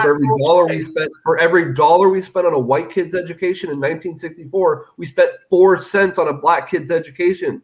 Are you pro-choice? Are you pro-school choice? Disparities. Are you pro-school choice? Yes or no? Yes. So you are pro-school choice. You think children should be able to go to any school they want to go to? I think that we need massive changes in our educational system. And if school choice is going to allow kids to escape the monopolies of bad school district, then I completely support it. But I mean, the real problem with schools is the way that they're funded. It's the property taxes that really addresses the issue with schools. You know, it's interesting. Younger people in the younger groups for suicide, they're actually the minorities take a large percentage. Asian Americans, because of the stress of the parents. I ultimately the highest rate, as I'm looking at minority groups or different alternative groups, it's veterans, number one. That is included in the white male middle-aged group. What's interesting is I am having trouble. Wait 1 second, Anthony. Go to the hood and tell me I'm wrong, Rossman. That's what I don't like about some white people. Go to the hood and tell me I'm wrong. Go to the hood and tell these kids what you're telling me right now. And watch what happens. I'm going to go to Robert's. To the people that are commenting about what it is now, you can Google this. The country has educational policies and reforms that are recommended. It's still like for every $1 that is spent on now, we don't have the data because schools are integrated, but because it's like I think it's 60 or 70 cents for every $1. So it's like it's improved, but poor kids now are getting 70 cents for every $1 that upper class kids are getting. So to circle back, normally discriminates against black people. So I don't know what more I can do. But to circle back, the whole point of what we're discussing is the gay community, and the gay community does not have an unfair advantage or a disadvantage in education. There's just they just have not bullied more often. They feel unsafe. That has nothing to do with how much it's funded. Okay, let's go with why he just talked about they're not what they're experiencing in your school bullying is not directly correlated to the funding. I'm not talking. I didn't make that. I was answering Anthony's question about whether LGBT people were discriminated against in school. You're talking. We got multiple conversations with. I'm talking to 4 people. I'm circling back to your previous statement. You said that gay people do not get the same amount of school funding as a straight. Not what I said. I said black people predominantly are not getting it. I was answering Anthony's question. That's true. He never answered that question, so that's correct. Let me address Jennifer. I'm specifically bringing up these 2 groups because liberals constantly use us. And you cannot tell me they do. So if you want to get pissed off that I'm bringing it up because you want to keep using my skin color to push forth your bullshit, then you better put some action behind it, period, point blank. And if you ain't gonna put no action behind it, then shut the fuck up. And I mean that. Shut up. You're not helping us because we're still suffering while you're trying to get rights for everybody else. Look at Chicago. Look at Memphis. Look at every. Why wouldn't I get personal? It means something to me. In my book, Sunni, I have an entire chapter written about how black people have been mistreated in our country. But ain't nothing happening. So. Well, I'm trying. I'm trying, Sunni. I'm doing the best I can. Let's talk about Trump was too, in my opinion. All right, so let's talk about the real list of Trump's unprecedented steps, and that'll be how we end the show. Because again, I don't get why people think that Trump was so against the gay community. First off, he's been Hollywood his whole life, which is deeply rooted. A lot of the gay community is a lot of Hollywood. Nobody ever had an issue in black community or gay community with Trump until the media told them that he's a horrible, hateful person. But Trump's persistent attacks against the LGBT community after the RNC claims he's taken unprecedented steps in support of the community. Let's see. President, RNC is hallucinating. Let's see. So this is a full list of Trump's attacks on LGBTQ people. Opposition to the Equality Act. We've already talked about why that's got more holes than Swiss cheese. So let's move past the Equality Act before we poke our eyes out. Appointed anti-LGBTQ judges. Trump has appointed anti-LGBTQ judges with an alarming anti-LGBTQ record to appointments at every level of the judicial system, including anti-equality Supreme Court Justices Gorsuch and Kavanaugh and federal nominees. Yeah, you say that name. Matir, Bounds, Vitter, Menashe, and others. So we can address that real quick. These are just Christians. There's nothing about them that has ever said anything about them being anti-gay. This article is assuming because Gorsuch and Kavanaugh are Christian and have no legal precedent.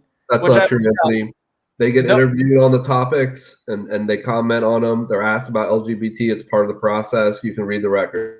Correct. And that's the crazy thing. They've never said anything bad about the gay community. That is not true.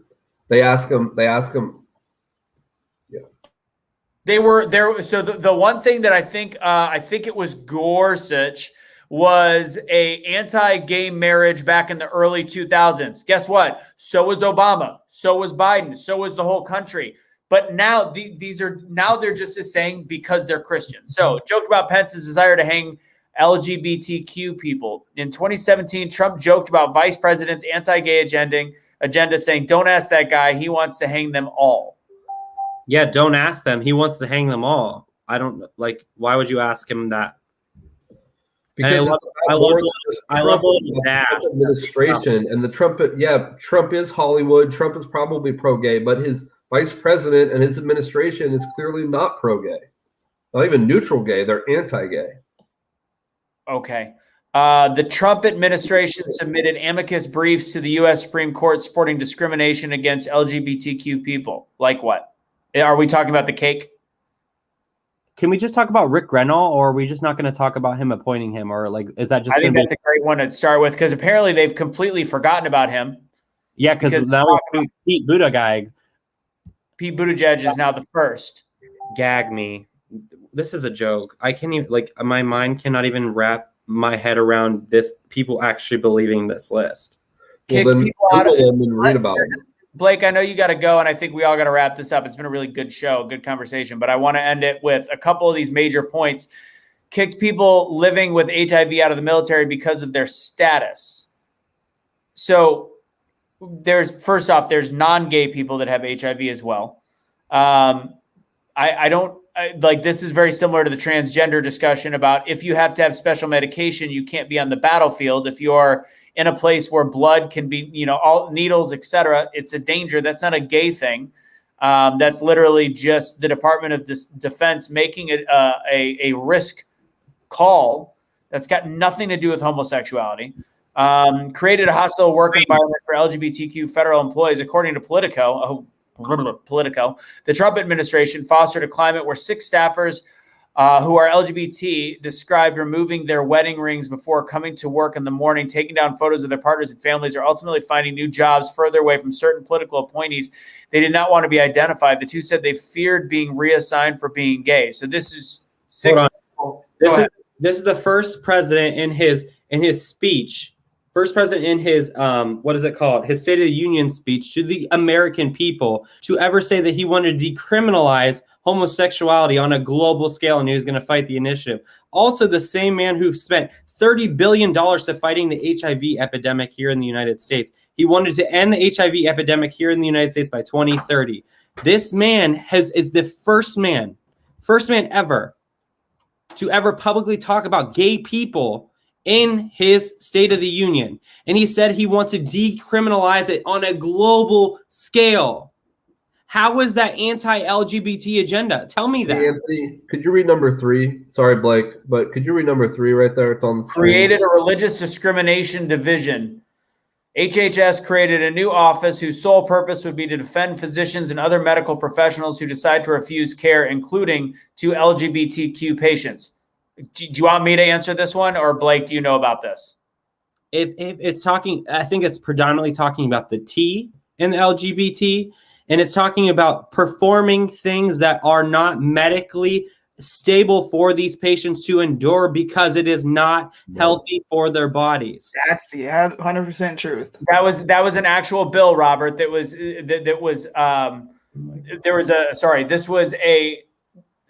not a bill. I don't even know how they called it, but I read it. That was the reason why they created this is because they were trying to have legal precedent to allow certain medical procedures that could be deemed dangerous and in the court of law could be sued on the other end, which therefore would be costing taxpayers money. And it was a questionable, dangerous surgery. So they were defending physicians' right, just like a physician doesn't have to perform abortions if they don't want to, if they don't think it's safe or they don't believe in it. It was essentially allowing physicians who worked in certain care facilities to not have to make a call to do gender reassignments or to provide certain hormones or to do certain treatments. I think that's fair. That's not, and then of course it's written this way to make it seem like they're allowed to not treat. And I think maybe that's where you have some of your beliefs that they're saying you don't have to treat people. No, they're literally trying to be safe, and they're spinning it, not tone, not lean. They're spinning it to complete and utter bullshit. No, the spin is around the idea that it's about just refusing it on the everybody agrees if a doctor doesn't want to perform a gender transition surgery, they don't have to. That's not what this is about. This is about access. No, it's about EMS. It's about doctors refusing gay people care. That's what it's about. That's not. It literally. I'm. This is the first time that I've actually shared articles in our private. Have you read it? Where transgender people have been denied medical care. Based off, have you read it? Not based on gender transition, but based on needing care. That is false. I will literally go to town on that every day. That is false as shit. That is not true. Oh my God. It's completely true. Okay, Robert, he's in the medical field. Soon, go ahead, and then we're going to wrap this up. I've worked in the medical field my entire life. Then you should know that that's not true. They're denying medical treatments. Suni, go ahead. We're going to wrap it up. Suni. I just want to know where this is coming from. He keeps saying, well, I pulled articles. Well, you work in healthcare. Where have you seen this in front of your face? Just where have you seen it happen? When have you seen a doctor discriminate? Besides articles, because that's honestly what people do on the left. They pull out articles, bro. Where have you seen it? Written by a left media. That's it. Where have you seen it? And this HRC crap right here, if you want to get spoon-fed literal bullshit and give highlighted bullet points of stuff to catch and grab the attention and to get people's feelings all riled up, you're doing it. HRC is doing it. If you actually look into what they just give you, the vague, most salty, like it's not even real. And they literally eat it up because you only read the bullet points. That is why it's written like how it's written.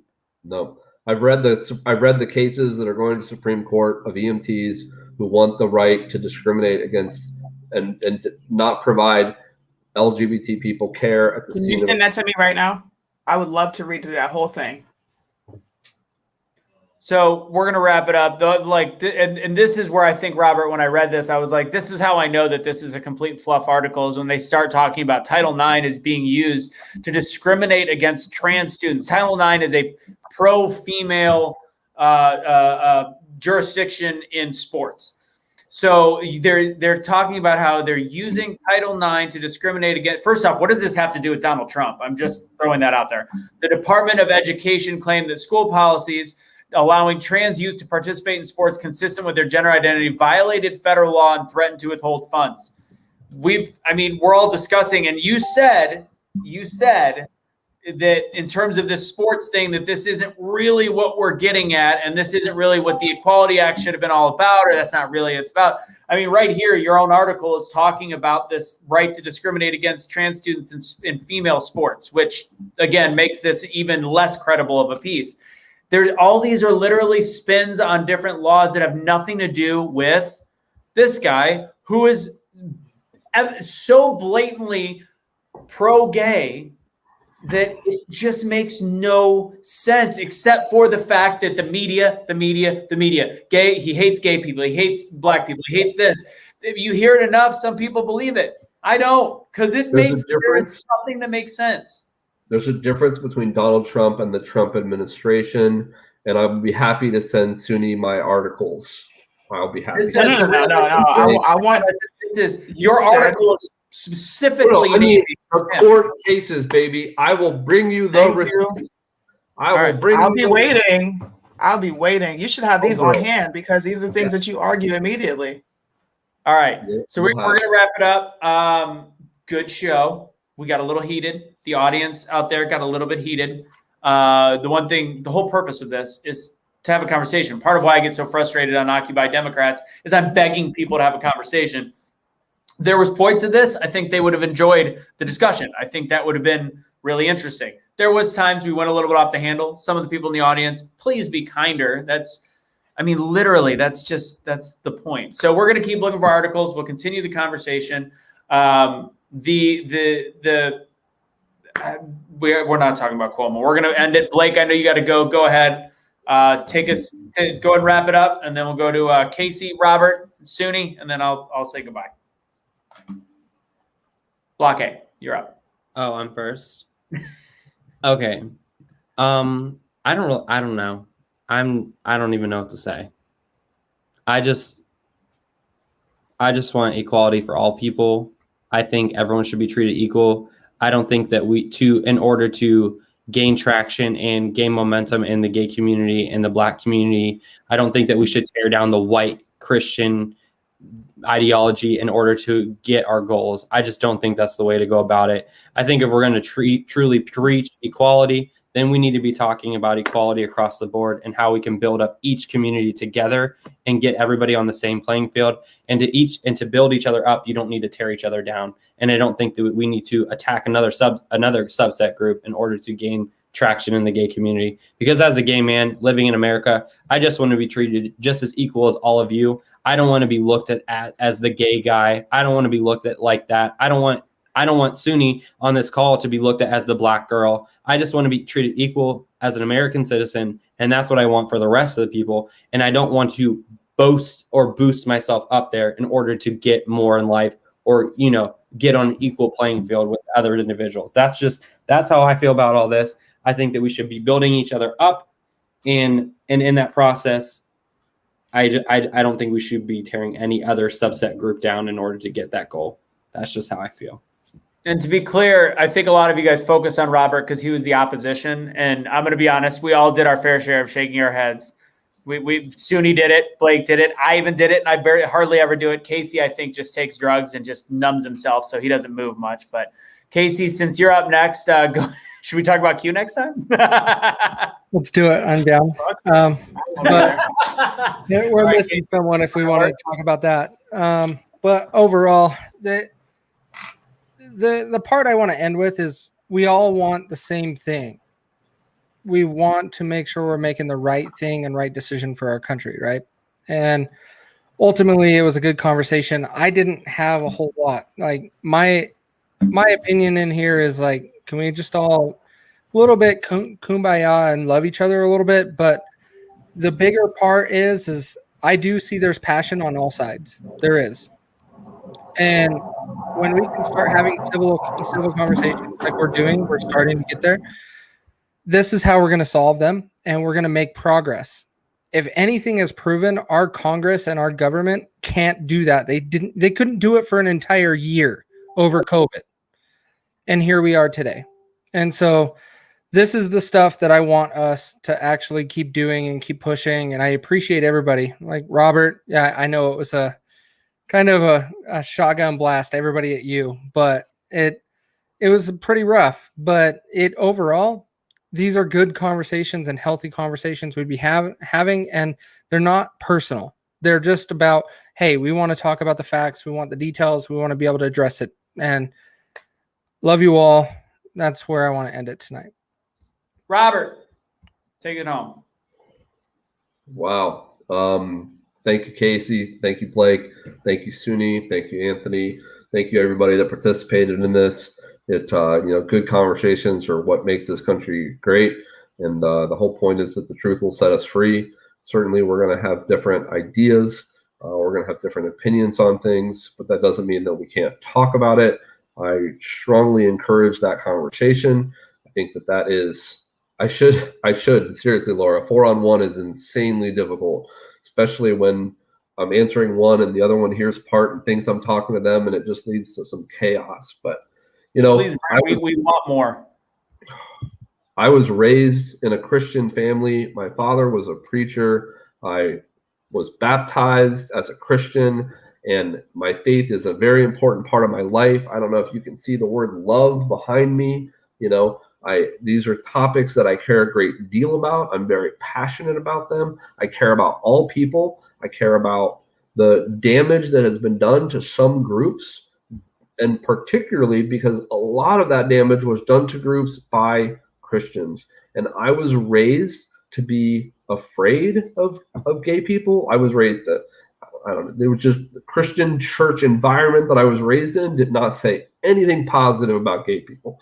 So I disagree with Blake. I think that the Christians who are in these comments talking about, if you're one of the Christians that loves gay people, then awesome, great.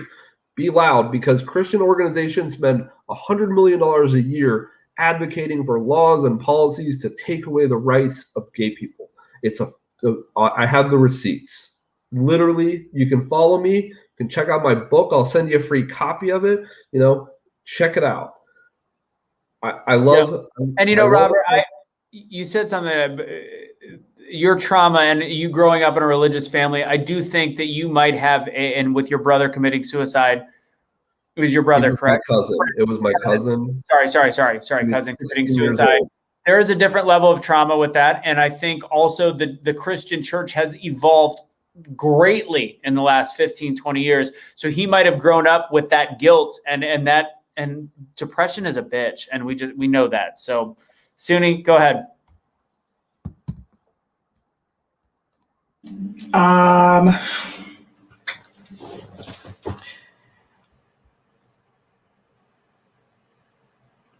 I'm just tired of people using the Black plight to push forth agendas.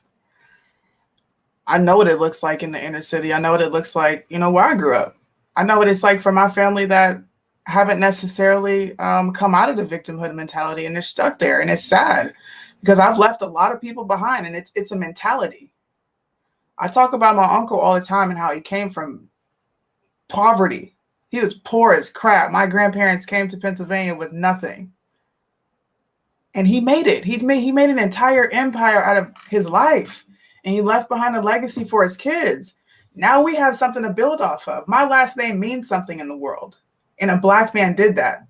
So when people constantly use victimhood, when people constantly talk about civil rights and Jim Crow and all this other stuff, and then they attach themselves to it to push an agenda, but leave us behind, I have a problem with that.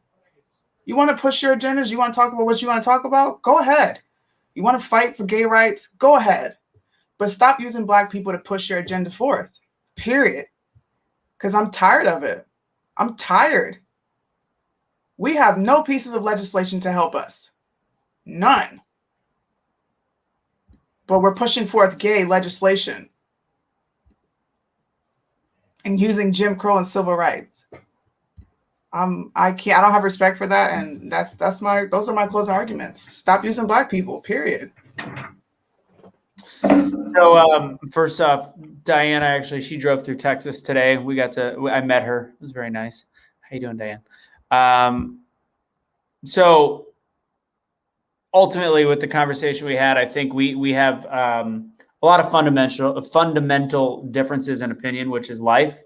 I do think that this is a perfect example of media division, and also us possibly on the opposite side of Robert, always needing to take a step back and realize we don't know exactly what somebody else has been through. I disagreed with 97% of what Robert said, but there are certain things that are going to cause him to be and feel a certain way. With that said, my final comment is on COVID. This is fascinating to me. A friend of mine out in Omaha is not able to go back to work. He's allowed to work from home as long as he wants, but their offices have been closed now for a calendar year. They're soon to be reopening probably in a few months. And he spoke to somebody and they said that he goes, are we going to ever open the office? He feeds off of people. He's like me, he needs to be around people. And he asked if they're opening the office, and she asked the question, are you going to get vaccinated? And he said, I wasn't planning on it. And they said, well, then you're not coming back to the workplace. So I think that's fascinating that we are now going to start pushing. We are about to be entering a post-vaccinated world where there is a difference in the community, those that choose to be vaccinated and those that don't. I think that that's terrifying, scary, and everything that we said would happen in March and we were called conspiracy theorists for last year is coming to fruition. And I think that that is a big pharma play, and I think that that's dangerous and something to think about, something I'm sure we're going to see more of in the next couple months. We'll talk about it more. And as a final reminder, don't forget tomorrow we've got Change Makers with Barb Allen and Dave Brown on from American Snippets tomorrow at 7 p.m. Eastern time. And then we, of course, have the Get Up and Rebuild, Jeff Martinet Jr., hosted by, and Casey is going to help us in the backstage because I'll be with Luca for part of that day. So we'll be doing that on Sunday. Thank you to Casey for doing that. With that said, thank you guys so much for joining us. Please share this episode. Casey, I know you didn't talk a lot on this one, but again, I wanted to let them have the discussion. Granted, I always talk too much because that's what I do. That's just me. Thank you guys for joining us here at Truth Will Set You Free.